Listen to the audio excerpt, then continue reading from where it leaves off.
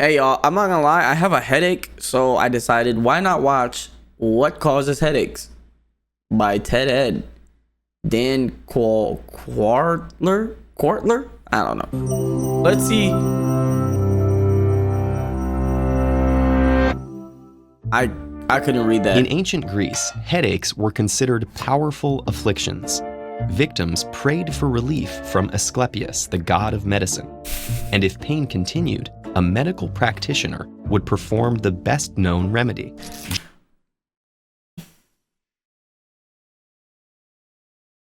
That's crazy, bro. Drilling a small hole in the skull to drain supposedly infected blood. This dire technique, called trepanation, often replaced the headache with a more permanent condition. Yeah, I don't think that would. Dude, I don't know if y'all noticed, but like, there was this one method of where to get rid of a headache, they would literally bang your head. Like, bro, what?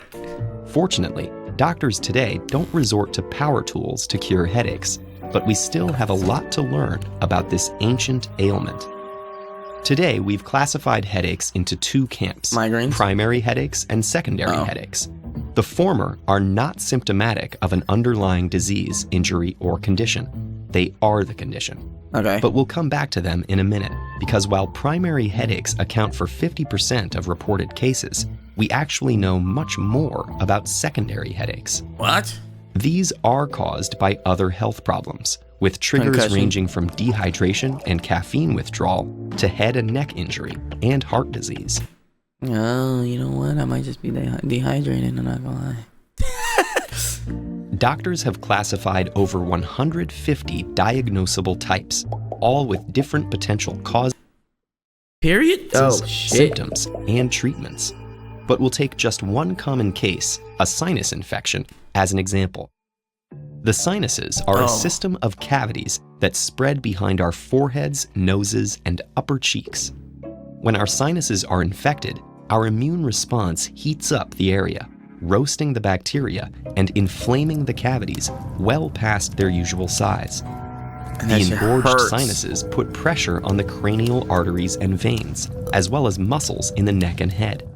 Their pain receptors, called nociceptors, trigger in response, cueing the brain to release a flood of neuropeptides that inflame the cranial blood vessels, swelling and heating up the head. I think that's what I have right This now. discomfort, paired with hypersensitive head muscles, creates the sore, throbbing pain of a headache. Not all headache pain comes from swelling. Tense muscles and inflamed, sensitive nerves cause varying degrees of discomfort in each headache. But all cases I feel like this is making my headache worse, bro. I'm wearing blue light blockers because, you know, obviously I got a headache, but I'm still streaming.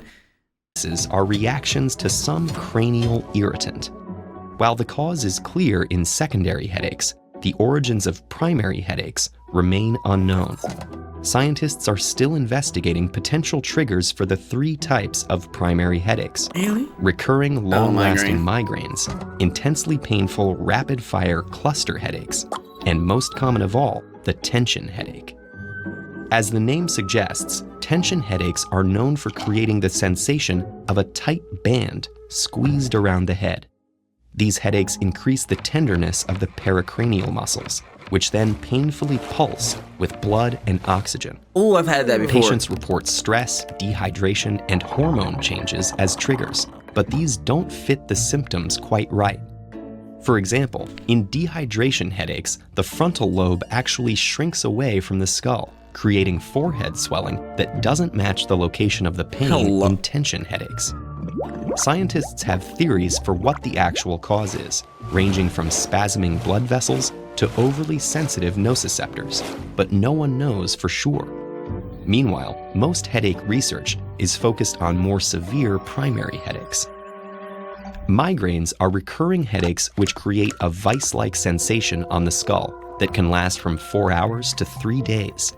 In 20% of cases, these attacks are intense enough to overload the brain with electrical energy, which hyperexcites sensory nerve endings. This produces hallucinations called auras, which That ain't aura, bro.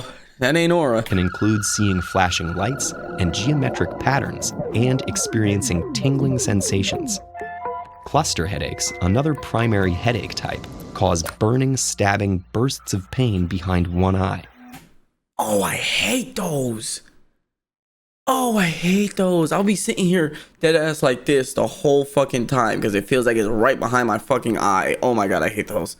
Leading to a red eye, constricted pupil, and drooping eyelid. What can be done about these conditions, which dramatically affect many people's quality of life? Tension headaches and most secondary cases can be treated with over-the-counter pain medications such as anti-inflammatory drugs that reduce cranial swelling.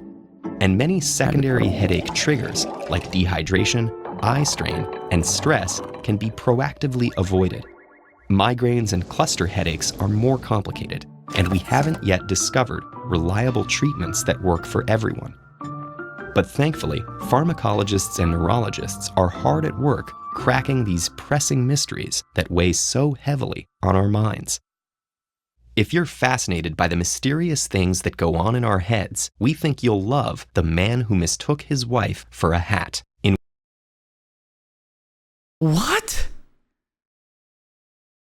I mean, great video, dude. Honestly, I mean, shit. Didn't solve my headache, but I don't think I was looking for that. I think I was just trying to see what happens to your head when you have a headache. Okay, let me. I saw a video down here. It was like 20 seconds, bro.